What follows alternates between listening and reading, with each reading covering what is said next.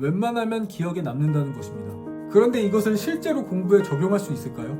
거의 불가능에 가깝습니다. 되게 재미가 없습니다. 제가 이때 많이 느꼈습니다. 안녕하세요, 비전일지입니다. 기출문제를 아무리 많이 봐도 공부가 안 되는 것 같다면 에빙하우스의 망각곡선을 활용해서 공부를 해보세요. 에빙하우스의 망각곡선이 뭔지 제가 간단하게 설명드릴게요. 헤르만 에빙하우스라는 독일의 심리학자가 그 결과가 바로 이 그래프입니다. 공부 초반에는 급격하게 잊어버립니다. 대략 9시간 동안에 가장 급격하게 망각이 일어난다고 해요. 그런데 이 망각이 일어나는 타이밍마다 중간중간 복습을 한 번씩 해주시면 시간이 지날수록 점점 잊어먹는 속도가 느려져서 결국에는 거의 잊어먹지 않는 장기 기억이 된다는 것입니다. 여기서 배울 수 있는 가장 중요한 것은 복습을 해야 한다는 거죠. 일정 시간마다 복습을 하게 되면 가장 효율적으로 공부 및 암기가 된다는 것입니다. 자격증 시험은 한 문제 한 문제 난이도가 어렵다기보다는 범위가 워낙 광대해서 어려운 것입니다. 예를 들면 수능 시험의 수학 시험을 한번 생각해보세요. 이분적분, 벡터, 공간도형, 함수, 수열 이런 것들을 우리는 문제를 풀 때 엄청나게 문제를 해체해서 공부를 했거든요. 그런데 자격증 시험은 이렇게까지 해체해서 문제를 풀지는 않습니다. 물론 난이도가 어려운 전기기사나 소방설비기사 같은 거는 조금 더 어려울 수 있겠죠. 어쨌든 자격증 시험은 공부량이 엄청나게 많은 공부라는 겁니다. 공부량이 많을수록 계속해서 새로운 정보들이 들어오겠죠. 그러면 우리는 자연스럽게 이전에 공부했던 것들을 잊어버리게 됩니다. 그래서 자격증 시험의 핵심은 내가 공부했던 기출문제를 안 까먹고 계속 유지해 나가는 겁니다. 그래서 기존에 공부했던 내용을 잊어버리지 않기 위해서 이 내용을 장기 기억화를 시켜야 된다는 겁니다. 에빙하우스의 망각곡선을 이용한 이유는요, 공부한 내용을 가장 효율적으로 장기 기억화할 수 있는 방법이기 때문입니다. 에빙하우스의 망각곡선은 이런 답을 냈습니다. 암기 후 20분이 지나면 58%만 남고 1시간이 지나면 44%만 남고 하루가 지나면 33%가 남고 한 달이 지나면 21%만 남는다는 실험 결과가 나왔습니다. 에빙하우스는 이 결과를 토대로 후속 실험을 진행합니다. 그러면 사람들이 언제 복습을 해야 가장 암기력이 높아질까? 그랬더니 마지막으로 이런 결론이 났습니다. 최초의 복습은 학습 후 10분 이내, 두 번째 복습은 24시간 이내, 세 번째 복습은 일주일 이내, 네 번째 복습은 한 달 이내입니다. 이렇게 4번 복습을 하게 되면 다섯 번째는 언제 공부를 하더라도 웬만하면 기억에 남는다는 것입니다. 그런데 이것을 실제로 공부에 적용할 수 있을까요?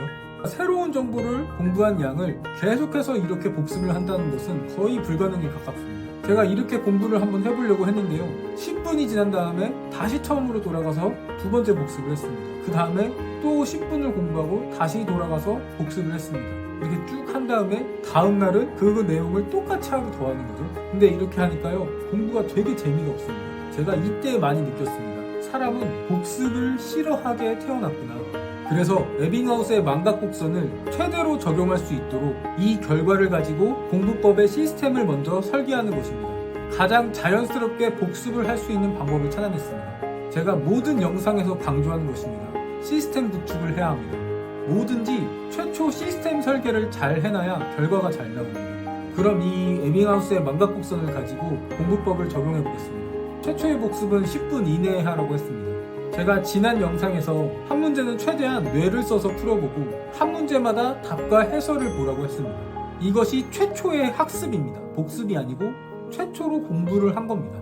그리고 이런 방법으로 한 과목을 다 풀어보라고 했습니다. 기사 자격증 필기시험이라면 20문제겠죠. 1회차를 푸는데 물론 과목마다 다르고 사람마다 다르겠지만 빠르면 10분, 아무리 늦어도 3, 40분 안에는 풀 수 있습니다. 왜냐면 아는 것이 많지 않으니까 빨리 넘어갈 수밖에 없거든요. 어쨌든 최초의 복습을 위해서 한 과목을 풀고 바로 분류 노트 또는 오답 노트에 정리를 하는 것입니다. 한 과목을 풀고 나서 맞은 것은 동그라미, 찍어서 맞은 건 세모, 틀리거나 내가 모르는 거는 X를 쳤을 것입니다. 그 다음에 X를 위주로 노트에 다시 쓰면서 복습을 해주는 겁니다. 다시 풀어보고 암기해주는 것입니다. 이러면 최초의 복습을 30분 이내에 할 수 있는 겁니다. 두 번째 복습은 24시간 이내에 하라고 했습니다. 1회차는 대부분 X일 거거든요. 그만큼 오답노트, 제 표현으로는 X노트에 정리할 게 많다는 것입니다. 그래서 첫 1개년 약 3회차 정도는 오답노트에 정리할 내용이 엄청나게 많을 겁니다. 저는 빠르면 3시간, 오래 걸리면 5시간 정도 했던 것 같습니다. 평일에 3시간씩 공부를 한다면 처음 1회차를 풀고 오답노트까지 정리하는데 하루에서 이틀 정도까지 걸린다는 겁니다. 그래서 평일에는 최소 3시간, 휴일에는 최소 6시간 정도의 공부 시간을 확보해야 합니다. 그러면 오답노트 1회차가 쌓인 상태에서 2회차로 넘어가게 되겠죠. 또 새로운 내용이 쏟아질 겁니다. 그런데 여기서 중간중간마다 1회차 때 공부했던 내용이 생각보다 많이 나옵니다. 그러면 그 문제를 풀면서 또 복습이 되는 것입니다. 마찬가지로 2회차도 한 과목씩 풀고 오답노트를 정리하겠죠. 그럼 2회차도 10분 이내에 최초의 복습을 하게 되면서 1회차 때 우리가 공부했던 내용을 두 번째 복습하는 문제들이 많아질 것이란 겁니다. 여기서 1회차 때 나왔지만 까먹어서 또 틀린 문제가 있을 겁니다. 그렇다 하더라도 이미 오답노트에 정리가 되어 있으니까 또 오답노트에 정리할 필요는 없습니다. 내가 그 문제가 또 틀렸다면 오답노트에서 그 내용을 찾아서 다시 공부하면 됩니다. 그러면 점점 오답노트가 쌓일수록 정리할 내용들이 적어집니다. 왜냐면 내가 또 나온 문제가 또 틀려도 내가 오답노트에 다시 정리할 필요가 없거든요. 제 생각에 한 과목에 한 60문제 정도 쌓여 있으면 더 이상 오답노트에 정리할 내용이 확확 줄어들 것입니다. 이렇게 2회차, 3회차를 풀면서 두 번째 복습을 하는 것입니다. 물론 모든 내용을 다 복습하지는 못하겠지만 3, 4일 안에 최소한 다시 본 문제가 30% 이상은 될 겁니다. 그러면 적어도 이 내용은 두 번째 복습까지 끝난 겁니다. 세 번째 복습은 일주일 이내에 하라고 했습니다. 공부를 시작하고 첫 일주일은 오답노트에 적을 양이 엄청 많습니다. 그래서 제 생각에는 휴일까지 포함해서 공부를 하더라도 많이 하면 2개년 정도 풀 거고요. 아무리 오래 걸린다고 해도 3회차 정도에서 4회차 정도는 풀었을 겁니다. 이 정도만 되더라도 오답노트의 양이 꽤 쌓였거든요. 3개년째를 풀기 시작할 때부터는요, 점점 겹치는 내용들이 많아집니다. 그런데 우리는요, 여기서 반복해서 출제되어도 또 틀립니다. 그러면 이 내용은 오답노트에 또 정리하는 것이 아니라 오답노트에 이미 정리되어 있는 것을 찾아서 다시 공부하라고 했습니다. 그래서 오답노트는 과목별로 분류하라고 했습니다. 이 문제를 찾으려면 5과목이 섞여서 정리되어 있는 것보다는 과목별로 정리가 되어 있으면 훨씬 더 빠르게 찾을 수 있으니까요. 그런데 여기서 세 번째 복습이 있습니다. 내가 이 문제를 찾으려고 오답노트를 자연스럽게 한번 훑게 된다는 겁니다. 아주 자연스럽게 그 과목을 한 번 더 스캔하는 겁니다. 그리고 앞으로도 점점 이렇게 반복되는 문제가 많아질수록, 그리고 내가 그 문제를 또 틀릴 경우 그 문제를 오답노트에서 찾는 과정에서 자연스럽게 스캔하게 된다는 겁니다.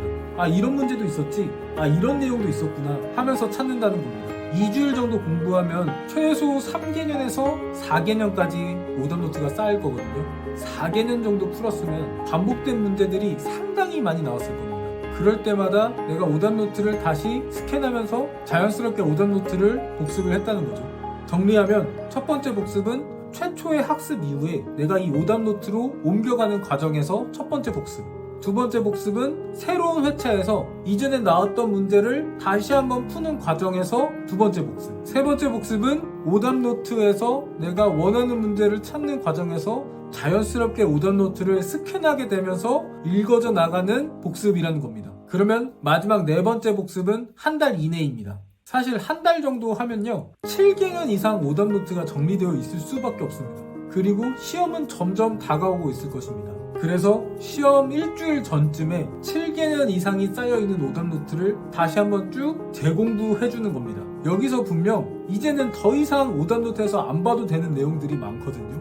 이미 기출문제에서 너무 많이 나와서 충분히 복습이 된 내용들. 그래서 이제는 기출문제에서 나와도 내가 자신있게 문제를 풀고 동그라미를 친 문제들이 있을 거라는 겁니다. 그런 내용들은 한번 쭉 스캔만 해주시고 넘어가고요. 다시 쭉 읽으면서 내가 공부가 덜 된 것만 공부를 다시 해달라는 겁니다. 이렇게 된다면 시험 전에 최소 모든 문제를 4번 이상 복습을 하게 된다는 겁니다. 그것도 내가 억지로 공부하는 것이 아니라 아주 자연스럽게 10분, 24시간, 일주일, 한 달. 물론 완전 시간이 딱딱 떨어지진 않지만 대략 그 정도 기간에 맞춰서 4번의 복습을 할 수 있다는 겁니다. 이것이 제가 에빙하우스의 망각곡선을 이용해서 자격증 시험에 적용시켜 보려고 했던 공부법입니다. 그리고 저는 이 방법으로 국가기술 자격증 12개를 합격을 했습니다. 그런데 여기서 시험 일주일 전에 그냥 오답노트만 복습해서는 안 됩니다. 이때 반드시 해야 하는 것이 있거든요. 다음 영상에서는 시험 일주일을 앞두고 오답노트 복습과 더불어서 무엇을 더 준비해야 하는지, 그리고 시험 당일에는 점수를 극대화할 수 있는 방법이 있습니다. 그 방법은 무엇인지 영상을 올려보겠습니다. 여러분들의 자격증 합격을 진심으로 응원합니다. 감사합니다. 비전일지였습니다.